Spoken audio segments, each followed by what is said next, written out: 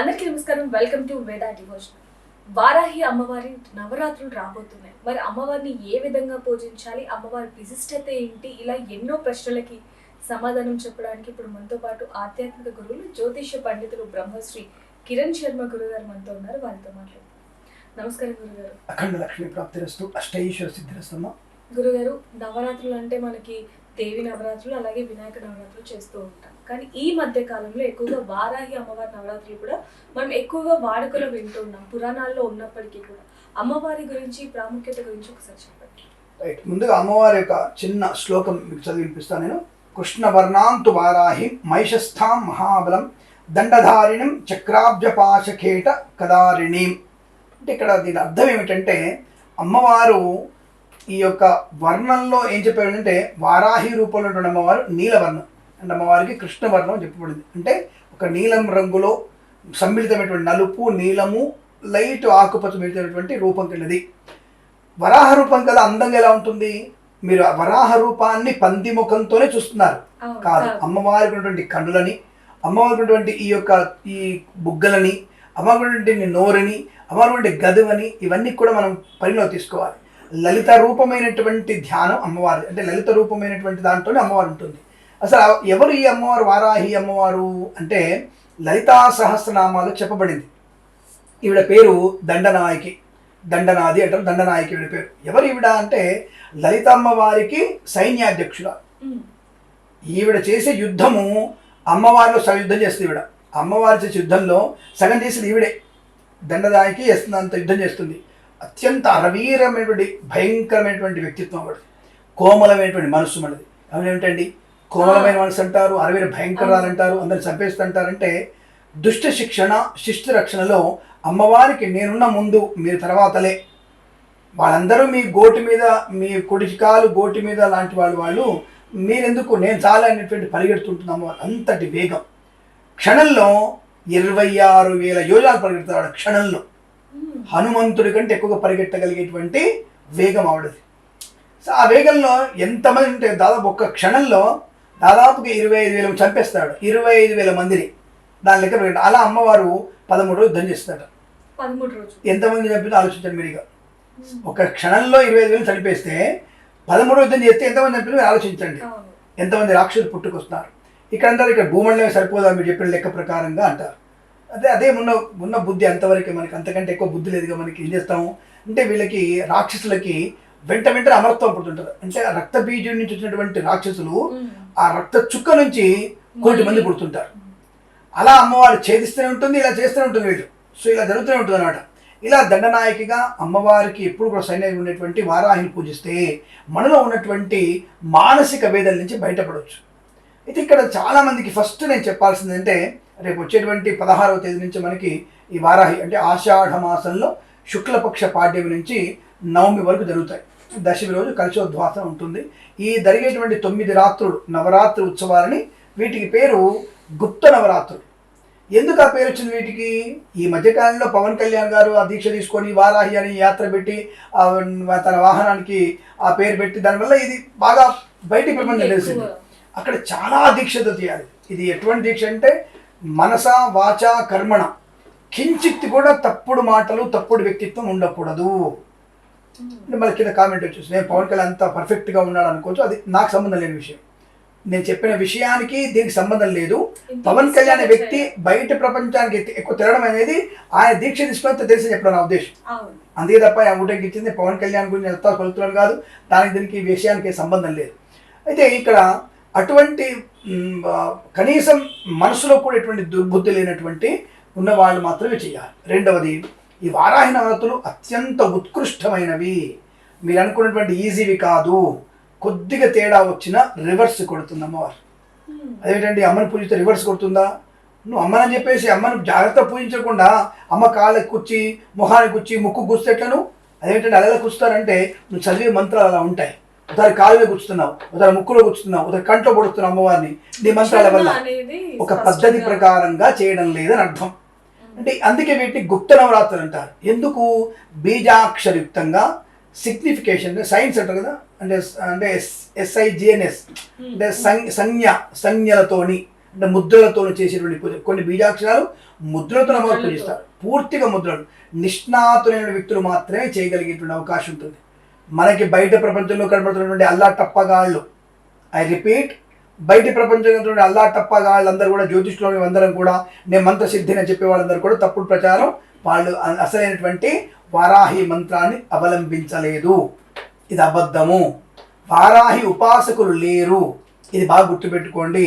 బాలా ఉన్నవాడికి 40 సంవత్సరాలు కఠినమైనటువంటి ఉపాసన చేస్తేనే మళ్ళీ వాళ్ళు వారాహి తాంత్రిక విద్యలో బలంగా ఉంటారు వాళ్ళు. ఇప్పుడు అందరూ కూడా అల్లటప్పగలు ఎవరు కూడా నిజమైన జ్యోతిష్కుని కూడా ఎవరనుకోండి, ఎవరికి వారాహి తంత్ర విద్య తెలియదు. కాబట్టి ఇష్టం వచ్చిన వాళ్ళతో మీరు అటువంటివి చేయించకూడదు. బాలా ఉపాసకులున్న వాళ్ళకి మాత్రమే కొంత తెలుస్తుంది. రెండవది, శ్రీచక్ర ఉపాసన ఉన్న వాళ్ళకి మాత్రమే ఈ అమ్మవారి గురించి తెలుస్తుంది. అంటే ఈ బాలా శ్రీచక్ర ఉపాసన ఉన్న వాళ్ళు ఇలా ప్రతి ఒక్కళ్ళ కోసం వచ్చేసి ఇంటింటికి తిరిగి మేము వారాహి నవ చేస్తామని చెప్పి వాళ్ళు రారు. ఇది క్లారిటీ. బాలా ఉపాసకులు, శ్రీచక్ర ఉపాసకులు ఎవరు కూడా ఇంటిని తిరిగి మేము ఈ యొక్క వారాహి నవర చేస్తామని చెప్పేసి మన ఇంటి వైపు రారు, నువ్వు ఇచ్చే డబ్బు కక్కుర్తి పడరు. ఇది క్లారిటీ. కాబట్టి గుప్త నవరాత్రులు ఎవరైతే ఉపాసకులు ఉన్నారో వారి ఉపాసన శక్తిని పెంచుకోవడానికి వాళ్ళు మాత్రమే చేసుకుంటారు. లేదు కనీసం 30-40 లక్షలు ఖర్చు పెట్టి అటువంటి మంత్రోపాసకులను వారిని కూర్చోబెట్టి చేయించుకునే విధానం కూడా ఉంటుంది. అంటే ఇక్కడ ఏంటి, పరోక్షంగా అత్యంత ఖరీదైనది. మనకు ఈజీ కాదు, ఏదో కలశం పెట్టాం వారాహి మంత్రము వారాహి నమః, అది కూడా తప్పే. బీజాక్షరాలు ఉంటాయి దానికి. అసలు ఇప్పుడు నువ్వు చేయించుకుంటున్న వారాహి నవరాత్రులు అసలు ఇతో పనే ఉండదు మాకు. నువ్వు వచ్చావా, ఆచమనం చేసావా, వెళ్ళిపోయావా, మీ వారు వచ్చారా వెళ్ళిపోయారు, అంతవరకే. అక్కడ వచ్చి పిలిచినప్పుడు పూలు వేయడం, అంత 2 పూలు వేయడం, అసలు మీతో ప్రమేయం ఉండదు, మీతో పని ఉండదు మాకు. ఎందుకు? ఆ ముద్రలు మీకు రావు, ముద్రలు మీతో చేయించలేము. ఆ ముద్రలు మేమే చేయాల్సింది, మేమే చూసుకోవాల్సింది. కాబట్టి మీతో మామూలు చేయమంతా మాకేం పని లేదు. మీకు ఇచ్చేటువంటి ఒక శ్లోకం ఇస్తాం, శ్లోకం జపం చేస్తూ కూర్చోవాలి మీరు, అంతకు మించి మీరు చేసేదే ఉండదు. హోమం చేసినప్పుడు పూర్ణాదు ముట్టుకోవడం వరకే, వేయడానికి కూడా అర్హత ఉండదు, వేయడానికి ఉండదు. ఆయన బాపు నుండి నేను వేద పండితుడిని, పక్క జరగవయ్యా, నువ్వు ఎవరైతే, నువ్వు బ్రాహ్మణ అయితే మాల అయితే మాది అయితే ఎవరైతే ఉంది పక్కకు ఫస్ట్ పక్క జరుగు. ఆ ఉపాసన తత్వాన్ని ఉన్న బలాలు మాత్రమే చేయాలి. అది తాంత్రికమైన విద్య. అది ఒక రకం. కొంతమంది వచ్చి దాన్ని వామాచార పద్ధతి, మద్యము మధువు మాంసం పెట్టుకోవచ్చు, పక్కన మగువను పెట్టుకోవచ్చు. వాళ్ళ తాట తీసేస్తాను. నాకు మళ్ళీ నేను మాటలు మంచిగా నాకు అటువంటి వ్యక్తుల గురించి నేను గట్టి చెప్తున్నాను. ఇక్కడ వారాహి అమ్మవారి దగ్గర మధువు మాంసము మద్యపానము కించిత్ కూడా పనికిరాదు, కించిత్ కూడా. ఇది గుర్తుపెట్టుకోండి. తాంత్రికమైనటువంటి పూజ అని చెప్పేసి ఇటువంటివన్నీ ఇక్కడ కూడా లేవు. అలా చేసే వాళ్ళు ఒక్కొక్కరిని తాట తీస్తాను నేను చెప్తున్నాను. నేను శాస్త్రంలో లేనటువంటివి ప్రజల్ని మభ్యపెడుతూ ప్రజల్ని భయభ్రాంతులు గురి చేస్తూ ఇలాంటివి చేసి ప్రమాదంలో పడేసి మన శాస్త్రాన్ని అధోగతి పాలు చేయకండి.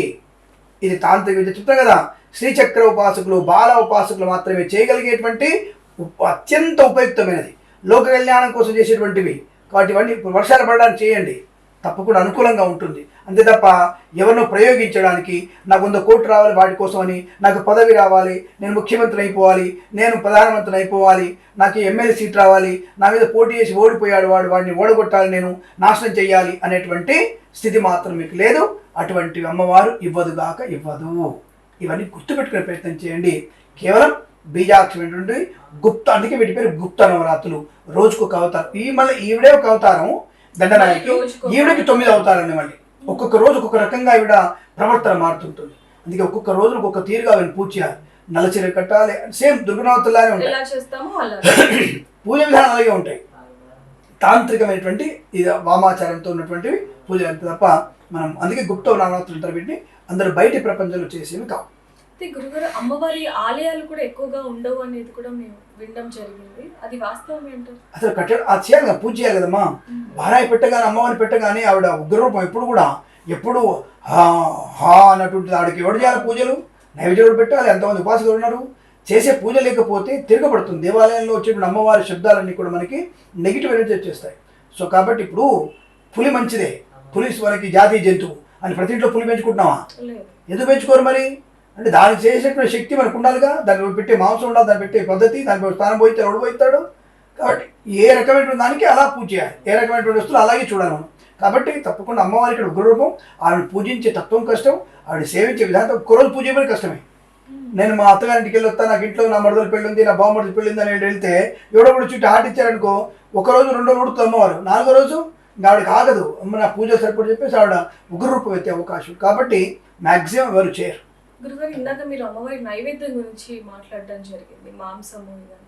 ఇది కూడా ఒకటి బాగా హల్చల్ అవుతూ ఉంది. అసలు అమ్మవారికి నైవేద్యంగా అసలు ఏం పెట్టాలి? గుమ్మడి అమ్మవారికి అంటే ఒకప్పుడు బలి ఉండే, ఇప్పుడు ఒక కాలంలో ఒక యుగంలో బలి ఉంది, కానీ ఇప్పుడు బలి లేదు. ఇప్పుడు ఎందుకంటే ఒక మేకను బలిస్తే అమ్మవారికి మళ్ళీ మేకను పుట్టిస్తాను. నువ్వు మనిషిగా బలిచ్చావు ఆ యుగంలో, అది వెంటనే ఆ మేక అమ్మవారి చూడగానే ఆ మేక బతికి మళ్ళీ బయటకు వెళ్ళిపోయేది.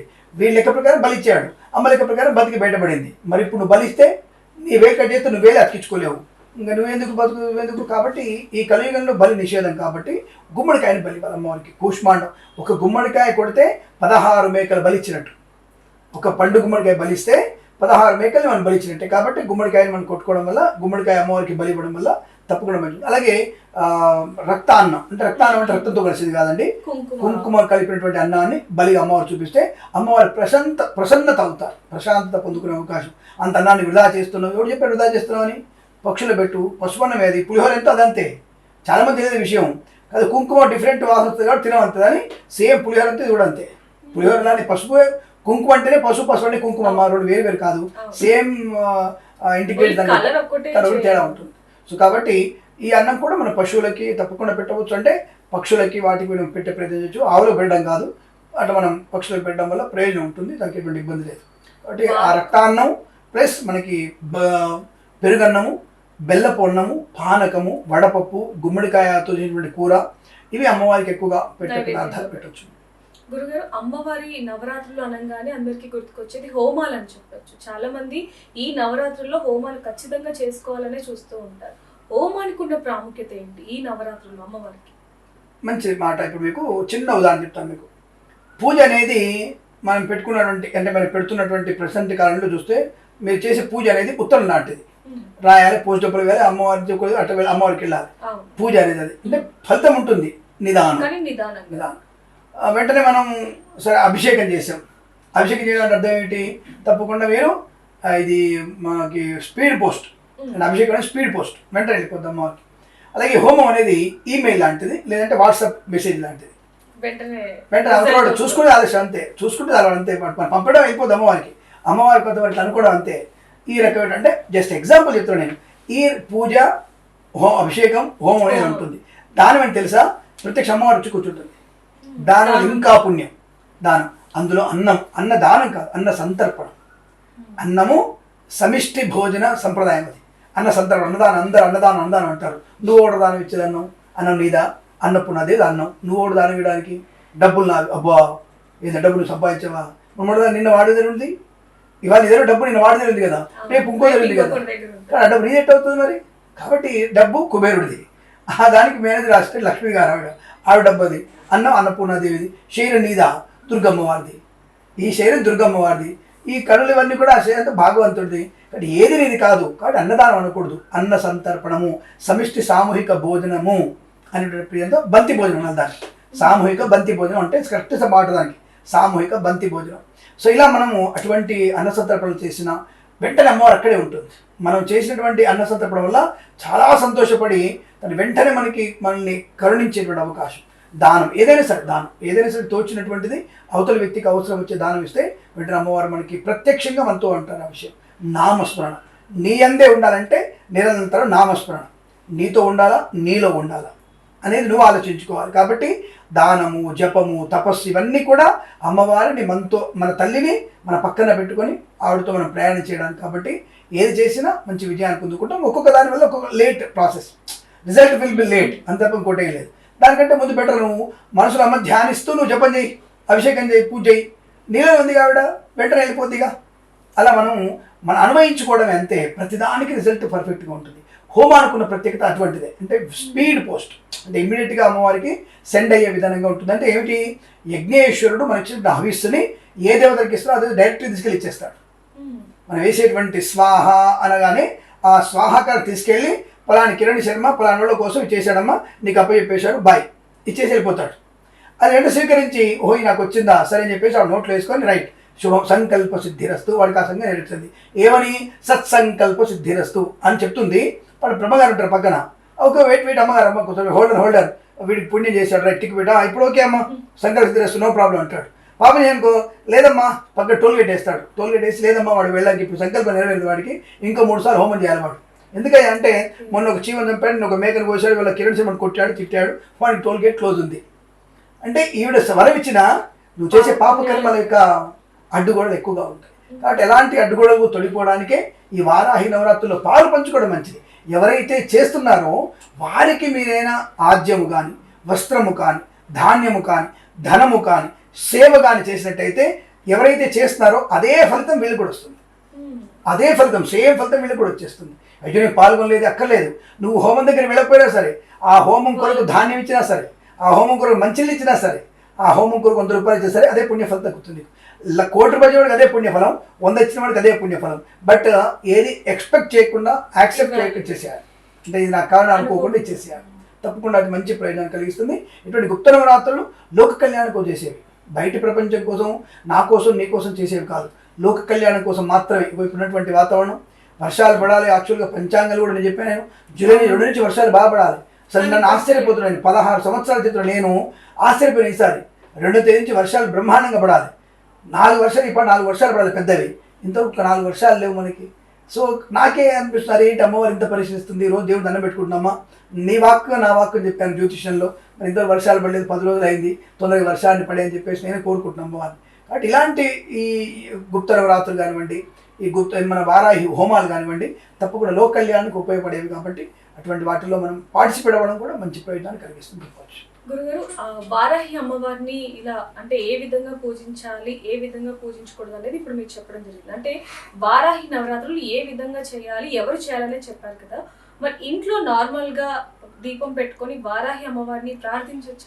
తప్పకుండా మంచి ప్రశ్న, చాలా మందికి ఉండే డౌట్ ఇది. ఇక్కడ అమ్మవారి అష్టోత్తరం వారాహి అష్టోత్తరం ఉంటుంది, పలక రాకపోవచ్చు, అంటే కొన్ని అక్షరాలు పలకరానికి అవకాశం కష్టంగా ఉంటుంది, మాకు కూడా కష్టంగా ఉంటుంది. కాబట్టి అటువంటి పదాలు పలక రాకపోయినప్పుడు హాయిగా మీరు ఏమీ లేదు దుర్గా అష్టోత్తరం చదువుకోండి. దుర్గా అష్టోత్తరం వారాహి అమ్మవారి నామాలు కొన్ని దుర్గా అష్టోత్తరం ఉన్నాయి కాబట్టి ఆ దుర్గాదేవి పూజించు. లేదు లలితా సహస్రనామ అమ్మవారికి కదా ఈవిడ అసిస్టెంట్, ఎవరికి అసిస్టెంట్ ఈవిడ లలిత అమ్మవారికి కదా, హాయిగా లలితా అష్టోత్తరం చదువుకోండి. అక్కడ మీరు లలితా అష్టోత్తరం కూడా మంచిది. వారాహి దేవతారూపై నమః, వారాహి దేవి నమః అని లలితాదేవి అష్టోత్తరం చదవండి. తప్పకుండా మీకు అమ్మవారి అనుగ్రహం ఉంటుంది. దాని కంగారు లేదు, కలశం పెట్టుకోవచ్చు, ఫోటో కూడా పెట్టుకోవచ్చు. వారాహి ఫోటో చాలా మంది డౌట్, ఇంట్లో వారాహి ఫోటో ఉండొచ్చా, ధరల ప్రమాదం ఉంటుందా, మీద అనేక సందేహాలు ఉన్నాయని చెప్పొచ్చు. ఎందుకంటే అమ్మవారి రూపం ఉగ్ర రూపం అంటూ ఉంటారు, అంటే శాంతి ఉండదు అంటూ ఉంటారు కదా, మరి అమ్మవారి అయ్యో అసలు అమ్మవారు చాలా ప్రసన్నత, అమ్మవారు చాలా ప్రసన్నురాలు. ఆవిడకుండే ఆవేశం ఏంటంటే నా తల్లిని అన్నావా, నా తల్లిని నువ్వు అంటావా అన్న భావనతో ఫట్ ఫట్ ఫట్ అలా తయారైంది తప్ప she a very soft character, very soft nature ఆవిడ. వారాహి అమ్మవారిని మీరు పెట్టుకోవచ్చు. మాతృరూపిణి ఆవిడ, మా తల్లికి ఎంతటి మనసు ఉంటుందో మెత్తటి మనసు, అటువంటి మనసు ఉంటుంది వారాహి అమ్మవారికి.